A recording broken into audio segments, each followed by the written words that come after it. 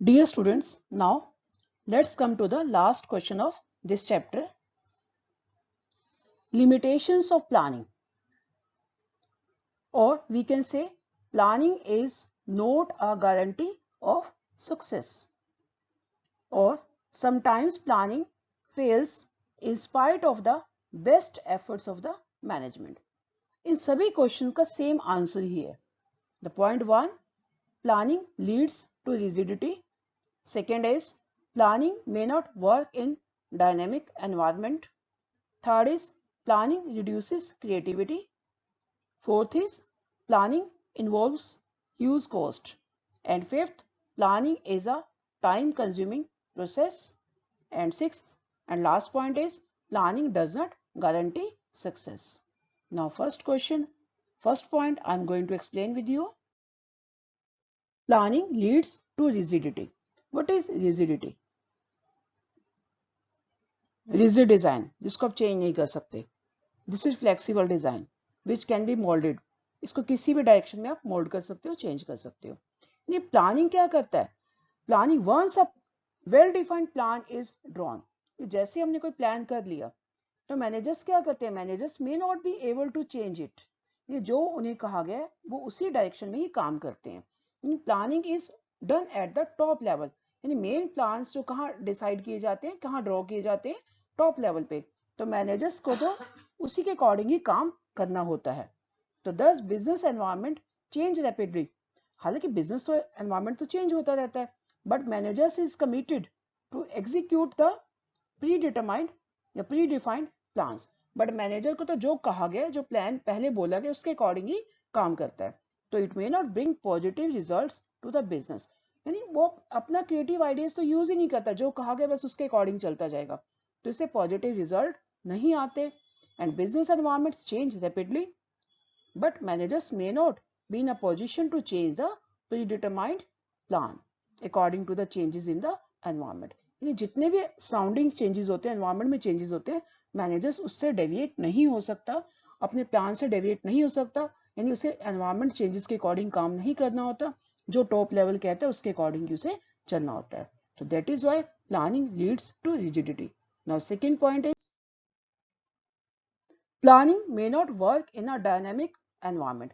यानी dynamic environment की जो प्लानिंग बना ही नहीं है, यानी जहां पर एनवायरनमेंट कॉन्स्टेंटली चेंज हो रहा है, तो वहां पर प्लानिंग सक्सेसफुल ही नहीं है. यानी इमरजेंसी में तो प्लानिंग हो ही नहीं सकती. यानी planning may not work in a dynamic environment. The business environment is dynamic and nothing is constant. और बिजनेस एनवायरनमेंट तो यू बेटर नो कि डायनामिक है, बार बार चेंज होता रहता है, कुछ भी इसमें कांस्टेंट नहीं है. The environment consist of number of dimensions, जो अपने थर्ड चैप्टर में पढ़े थे बिजनेस एनवायरनमेंट में. Economic, social, political, technological and legal, etc. And under the conditions of rapid changes, the plans become outdated. अब जितने चेंजेस लगातार आते रहेंगे, स्पीड से चेंजेस आएंगे, रैपिड चेंजेस आएंगे, तो जो आपके प्रीवियस प्लान थे वो क्या हो जाएंगे? आउटडेटेड हो जाएंगे, इररेलेवेंट हो जाएंगे. But even before they are implemented, लेकिन फिर भी उसे इम्प्लीमेंट किया जा रहा है. तो since planning can not foresee everything and there may be obstacles to effective planning. यानी प्लान किया तो जाता है फ्यूचर के लिए, लेकिन प्लानिंग हमेशा सक्सेसफुल नहीं होती. हमेशा जो अपने प्लान किए उसके अकॉर्डिंग नहीं चलती. तो ये एनवायरनमेंट चेंज होता रहता है, तो प्लानिंग भी उसके अकॉर्डिंग चेंज होती रहनी चाहिए. बट ये प्लानिंग जो पहले की गई है ये डायनेमिक एनवायरनमेंट में काम नहीं करती. ये लॉन्ग टर्म प्लान्स तो हमेशा ही मैक्सिमम फेलियर रहते हैं. शॉर्ट टर्म प्लान तो फिर भी सक्सेसफुल हो जाते हैं, लेकिन लॉन्ग टर्म प्लान्स तो फेलियर को ही दिखाते हैं. Now next third point is planning reduces creativity. In planning से क्रिएटिव थिंकिंग ही खत्म हो जाती है. How? Planning is an activity which is done by the top management. Planning कौन करता है? टॉप मैनेजमेंट के द्वारा ही की जाती है. And usually the rest of the organisation just implement these plans. Management, top management तो प्लान करता है और बाकी सिर्फ उसे इंप्लीमेंट करने के लिए होते हैं. तो as a consequence middle management and other decision makers are neither allowed to deviate from the plans or nor they are permitted to act on their own. यानी इसका रिजल्ट क्या होगा? मिडल मैनेजमेंट और भी जितने भी डिसीजन मेकर है वो प्लान से डेविएट ही नहीं हो सकते. यानी जो कहा गया उन्हें वही करना है, और इवन वो अपनी मर्जी से भी कुछ नहीं कर सकते. तो they only carry out orders, उन्हें तो ऑर्डर को फॉलो करना आता है. Order means order, you have to follow this. तो बस वो अपनी क्रिएटिविटी तो यहाँ दिखा ही नहीं सकते, अपने आइडियाज तो सोच ही नहीं सकते. तो this planning reduces creativity. There is nothing new and innovative. यानी क्रिएटिविटी तो बिल्कुल ही खत्म हो जाती, कुछ भी नए थॉट नहीं है, कुछ भी इनोवेटिव नहीं है, कुछ भी न्यू आइडियाज नहीं है. Now next point is fourth, planning involves huge cost, or we can say planning is an expensive activity. ये inexpensive process है. कैसे? Because collection analysis, प्लानिंग करने के लिए क्या करना पड़ता है? collection करना पड़ता है, analysis करना पड़ता है, and evaluation of the different informations, facts and alternatives involve a lot of expenses. ये जितने भी हमारे पास facts हैं, informations हैं, उन्हें collect करने में, analyze करने में, evaluate करने में बहुत सारा पैसा खर्च होता है. क्योंकि इसके लिए कौन अपॉइंट करने पड़ते हैं? एक्सपर्ट अपॉइंट्स करने पड़ते हैं. और एक्सपर्ट्स क्या करते हैं? एक्सपर्ट तो अपनी फीस ज्यादा चार्ज करते हैं. तो इन दिस वे प्लानिंग तो बहुत एक्सपेंसिव पड़ जाती है. और समटाइम्स क्या होता है? Cost incurred may not justify the benefit derived from the plans. यानी इतने तो प्लान के बेनिफिट नहीं जितना उसका खर्चा हो जाता है. तो if the benefits of planning are not more than its cost, then it should not be carried on. अगर प्लानिंग के बेनिफिट कॉस्ट से ज्यादा नहीं है तो उस प्लान को करना ही नहीं चाहिए. तो planning process is very expensive. Even small and medium size concerns can not afford this. वो तो उसे अफोर्ड ही नहीं कर सकते. बिग कंपनीज तो फिर भी अफोर्ड कर सकती है, but small companies, medium size companies या concerns can not afford the planning.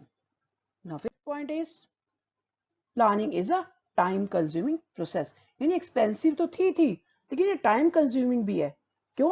Because it take long time to evaluate the alternatives and select the best one. ये थोड़ी कि जितने ऑल्टरनेट है फटाफट चूज किए. पहले ऑल्टरनेटिव की लिस्टिंग होती है, फिर उनको इवेल्युएट किया जाता है, फिर बेस्ट उनमें से चूज किया जाता है. It takes lot of time and lot of time is needed to develop planning premises.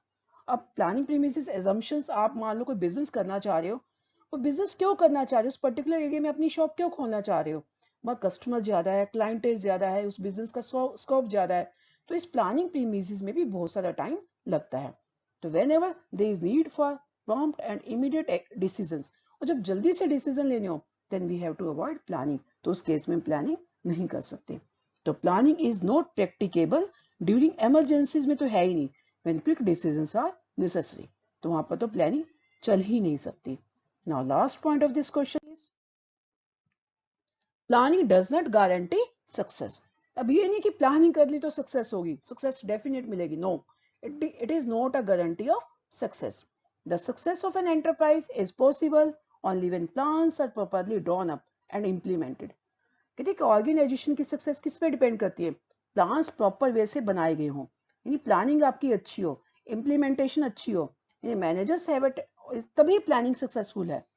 But managers have a tendency to rely on previously tried and tested successful plans. और manager की तो tendency जो चल पिछला काम था, चल जिसके अकॉर्डिंग किया था, चलो वही दोबारा कर लेते हैं. वो न्यू तो कुछ क्रिएट ही नहीं करते, प्रीवियसली ट्राइड प्लान के अकॉर्डिंग ही चलते हैं. तो but it is not always true that a plan which has worked before will work effectively again. जैसे लाइक जो लास्ट ईयर हमने पढ़ाने की प्लानिंग की थी, वही प्लान तो हम नहीं कर सकते ना इस साल. We have to change according to the changing situations. तो इसी तरह से हमेशा हमें प्लानिंग को अपनी सिचुएशंस के अकॉर्डिंग चेंज करते रहना चाहिए. तो this is the last point of this question. Planning does not guarantee success. Thank you and have a nice day.